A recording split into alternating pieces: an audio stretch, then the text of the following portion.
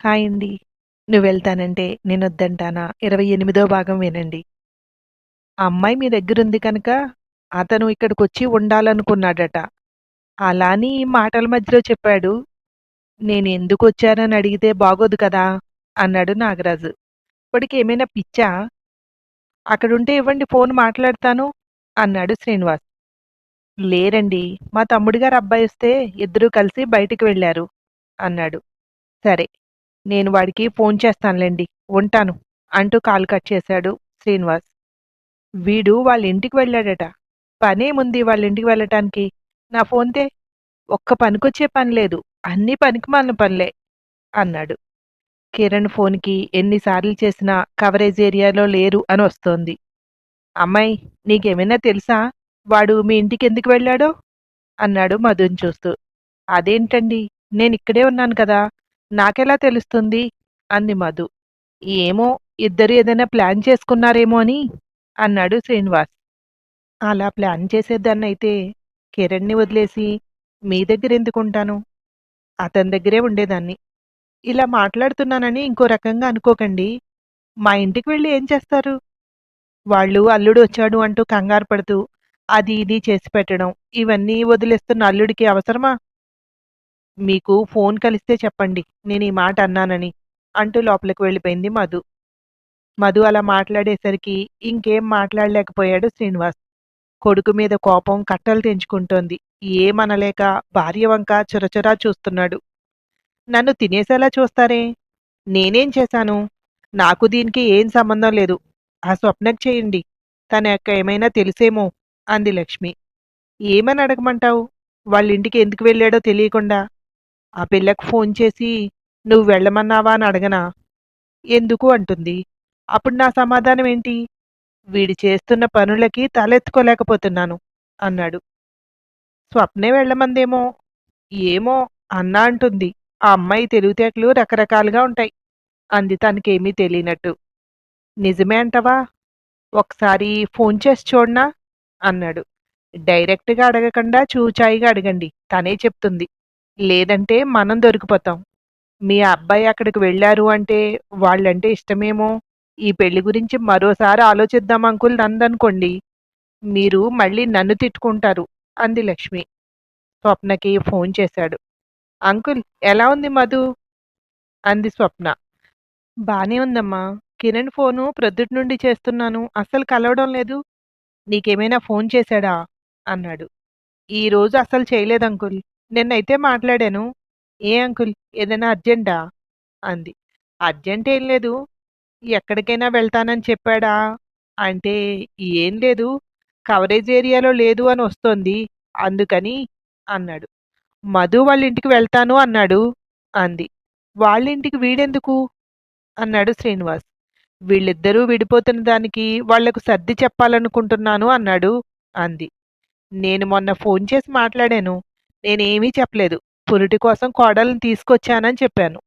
వీడిప్పుడు వెళ్ళి నా పరువు గంగలో కలిపేస్తాడా? ఇవన్నీ చెప్తే వాళ్ళు ఊరుకుంటారా? గొడవకు రారు? ఇలా తయారయ్యాడేంటి వీడు? నువ్వు చెప్పవలసింది కదా వద్దని అన్నాడు. నేనెలా చెప్తాను అంకుల్? అది అతని విషయం. అతనే సెటిల్ చేసుకోవాలి. అవన్నీ సెటిల్ అయ్యాకనే కదా మా పెళ్లి జరగాలి అంది. ఇలా మధ్యలో అందరినీ కలుపుకుంటూ వెళ్తే మనం అనుకున్నది జరిగేదెప్పుడు? ఇప్పుడు ఖచ్చితంగా వాళ్ళు కూడా వస్తారు. అప్పుడు ఆస్తిలో ఎంత వాటా అడుగుతారో అన్నాడు. డబ్బులు డిమాండ్ చేస్తారంటారా? అంది స్వప్న. ఎందుకు చెయ్యరు? ఇక్కడికొచ్చి చూస్తే మన పరిస్థితి అర్థమవుతుంది కదా! వాళ్ళకి ఆశలు పెరుగుతాయి. వీడు ఇంత పనికిమాలిన పని చేస్తాడని నేనస్సలు అనుకోలేదు. లేదంటే ముందే హెచ్చరించేవాణ్ణి అన్నాడు శ్రీనివాస్. ఏం కాదులే అంకుల్ కంగారు పడకండి. మధు ఉంది కదా! అన్నీ తానే మేనేజ్ చేసుకుంటుందిలెండి అంది స్వప్న. నీకు ఫోన్ కలిస్తే నాకు ఫోన్ చేయమని చెప్పు. అర్జెంటుగా చేయమని చెప్పు. లేదంటే నేనే వెళ్ళాలిక అన్నాడు. మీరు మధు వాళ్ళింటికి వెళ్తారా? అంది స్వప్న. వెళ్ళాలి. వెళ్ళి వాడికి సర్ది చెప్పకపోతే వాడు మన ప్లానంతా చెడగొట్టేస్తాడు అన్నాడు. అదే మంచిది అంకుల్. మీరిక్కడుండి కంగారు పడే కంటే వెళ్ళండి. వెళ్ళి మాట్లాడండి అంది. ఈ వయసులో మాకివన్నీ అవసరమంటావా? మమ్మల్ని టెన్షన్ పెట్టి చంపేయాలని ఫిక్స్ అయిపోయాడు వాడు. సరే ఉంటానమ్మాయి. వెళ్తాను మరి నేను అన్నాడు. మంచిది అంకుల్. జాగ్రత్తగా మాట్లాడండి. వాళ్ళతో గొడవ పడకండి. వాళ్ళిక్కడికి రావట్లేదు. మీరు వాళ్ళ ఊరు వెళ్తున్నారు. అది గుర్తుపెట్టుకుని మాట్లాడండి అంది. కాల్ కట్ చేసి, అమ్మాయిని వాళ్ళ ఊరు ఎలా వెళ్ళాలో అడుగు. ఒక జత బట్టలు సర్దు నావి అన్నాడు శ్రీనివాస్ భార్యని చూస్తూ. బట్టలెందుకు? మీరు కూడా వాళ్ళ ఇంట్లో ఉంటారా? సరిపోయారు తండ్రి కొడుకు. ఇద్దరూ వెళ్ళి వాళ్ళ ఇంట్లో కూర్చోండి అంది లక్ష్మి. తెలియని ఊరు వెళ్తున్నాను. ఏం టైం అవుతుందో ఏంటో. మళ్ళీ వెంటనే తిరిగి రావాలంటే అవదు కదా! ఎందుకైనా మంచిదని ఒక జత బట్టలు పెట్టమన్నాను. మేమిద్దరం వెళ్తున్నామని నీకు కూడా రావాలనిపిస్తోందా? అన్నాడు. మధు ఇంట్లో ఉండగా వదిలేసి ఎలా వస్తాను?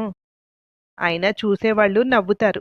ఆ అమ్మాయిని ఇక్కడ పెట్టి వాళ్ళ ఇంటికి వెళ్ళి కూర్చున్నాం మన ముగ్గురం అంటే అంది.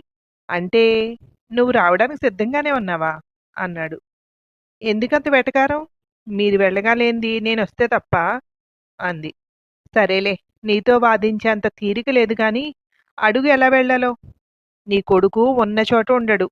ఏదో ఒక తలనొప్పి తీసుకొస్తూనే ఉంటాడు అన్నాడు.